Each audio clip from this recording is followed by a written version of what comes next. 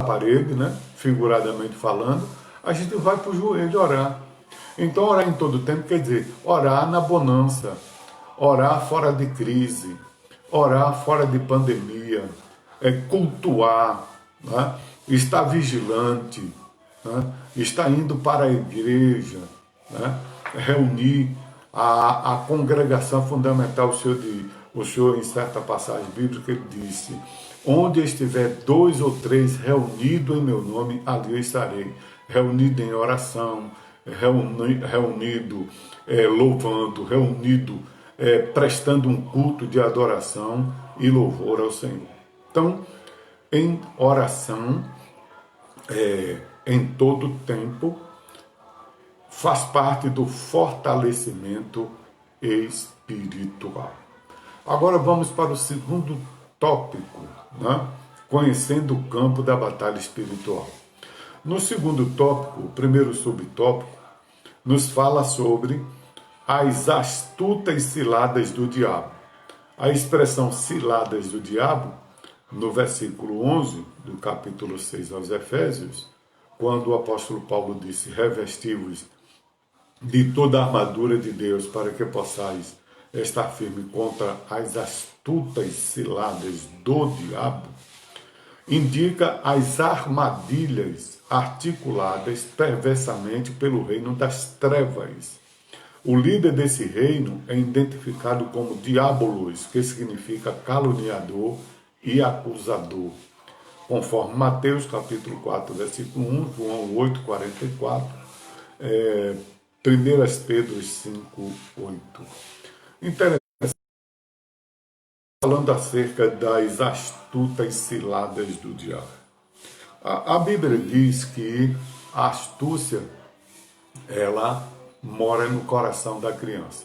Eu lembro-me, quando eu era criança, nós íamos fazer armadilhas para pegar passarinho.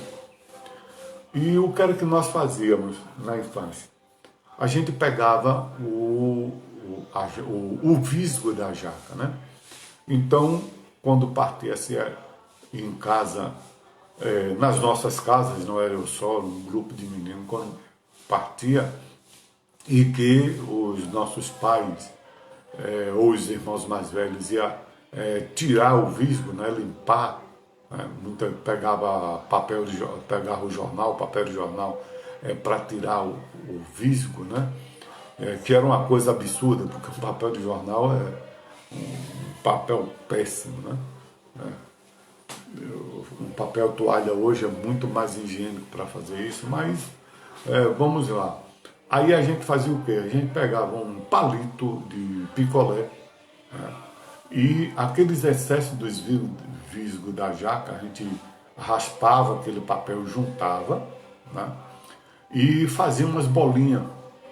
Aí a gente, depois que juntava, uma quantidade que fazia uma certa bolinha, aí a gente colocava na boca e começava a mastigar, né? Começava a mastigar e aquele visgo, né, ele ficava como sintético, ele ficava bem maleável. Aí passávamos em galhos, né, nos gadinhos, né, e prendia no chão, no gramado, e colocava ali os alpistes, os negócios para os passarinhos comer. Quando eles vinham comer, estava o galho, né, enficado rente ao chão, que dava para eles posar no galho e ali ir comer aqueles alpistes. Então eles não iam para o gramado. Se tinha os galinhos, para eles, os pezinhos dele prender.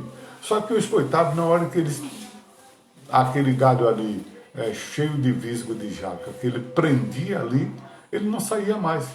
Então agora a gente vinha com óleo de comida, né, e retirava, né, o visgo dos pezinhos dele e agora ficava com o passarinho. Então, o adversário das nossas almas, irmãos, as ciladas que eles preparam, né, são muitas armadilhas que ele faz, né? São muitos visgos, né, que ele usa, né? A gente, quando criança, usava o visgo da jaca. O adversário das nossas almas, ele usa o visgo da pornografia. Ele usa o visgo do partidarismo, principalmente agora, no período de eleição, né?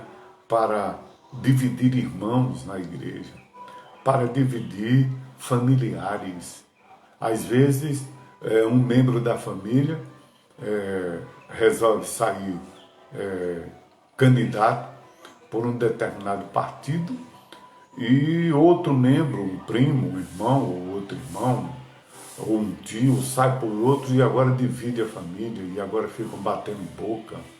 Isso são visgos, né, do nosso inimigo. Então, eles usam a política tanto no âmbito municipal, estadual e federal, né? Não é a política em si. A política é a arte do bem governar, mas são as politicagens, né? Eles usam o visgo da vaidade e assim sucessivamente. O segundo subtópico do primeiro tópico nos fala sobre o conflito contra o reino das trevas.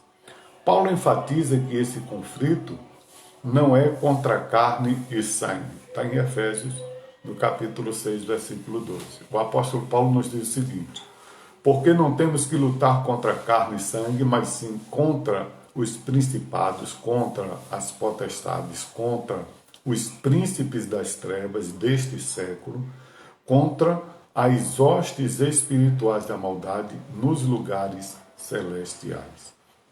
Não se trata de lutar contra o ser humano, mas contra o reino das trevas nas regiões celestes. Essas declarações indicam que a batalha não é física, mas travada no mundo espiritual. Então, se a batalha é travada no mundo espiritual, então ela é batalha espiritual. Né? Batalha espiritual, lógico. Na primeira carta do apóstolo João, primeira carta universal do apóstolo João, capítulo 5, versículo 19. Sabemos que somos de Deus e que todo mundo está no maligno. Nós somos de Deus e todo mundo está nos malignos. Então, só existe dois caminhos, céu ou inferno. Só existe dois reinos, o da luz e o das trevas. Tá? Ou você está com Deus, ou você está com o diabo. Tá? Eu sempre costumo dizer que a teologia do purgatório é uma teologia furada, barata.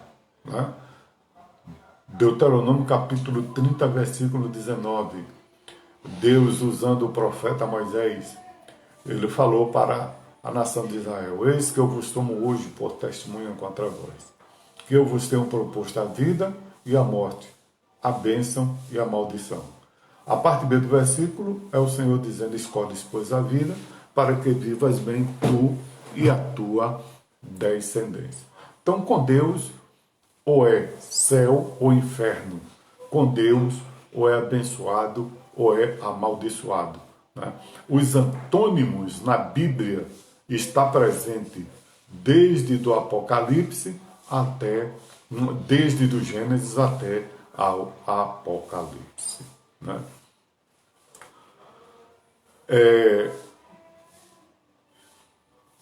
Sabemos que somos de Deus e que todo mundo está no maligno. Nesta metáfora fica claro que o cenário do campo de batalha do soldado é espiritual. Então, batalha espiritual é bíblica. Agora, e qual é a batalha espiritual que não é bíblica? A que nós não achamos na Bíblia. Então, tudo aquilo, todos aqueles artifícios, né, que são colocados como adendo, como emenda na batalha espiritual. Então, a maneira prática, a maneira correta de saber distinguir da batalha espiritual bíblica e da que não é bíblica é você lendo a Bíblia. Se você não lê a Bíblia, então você não vai ter conhecimento disso. Terceiro subtópico do segundo tópico: as agências das potestades do ar. Paulo identifica as forças do mal que marcham contra a igreja como principados, potestades, príncipe das trevas deste século e hostes espirituais da maldade. Isso é no capítulo 6, versículo de número 12. Esses seres são caracterizados por três aspectos, né? Quais são? Primeiro, eles são poderosos. Os títulos principados e potestades fala de poder. Príncipe, né? O príncipe, ele é um comandante. O príncipe, ele está sobre o comando, né? Então, e poderosos, e potestades. Todos dois derivam-se de poder, né? Os títulos principados e potestades indicam poder, primazia e autoridade para agir. Príncipe das trevas são líderes de anjos decaídos que, sob o comando do diabo, exercem domínio. Interessante. Então quer dizer que tem anjos maus poderosos? Existe anjos maus da hierarquia de príncipe? Sim, senhor, sim, senhora. Quando a terça parte dos anjos perderam o seu principado, quer dizer, perderam a sua essência, perderam a sua originalidade, eles não perderam o seu poder. Eles não deixaram de ser anjos. Eles não perderam a sua natureza angelical. O que foi mudado deles? Os seus caráter. Eles deixaram de ser anjos da luz e passaram a ser anjos das trevas. Foi isso que eles perderam. Por quê? Porque quando Deus criou os anjos e quando Deus criou o homem, Deus criou tanto os anjos e como o homem dotado de alguns atributos do qual são inerentes à Trindade divina, são inerentes à sua pessoa. Tá? Então, quais são eles? A de eternidade. O que quer dizer a palavra eternidade? É aquilo que não tem princípio nem tem fim. Essa eternidade é a eternidade da qual Deus faz parte. Deus não tem princípio, Deus não tem fim.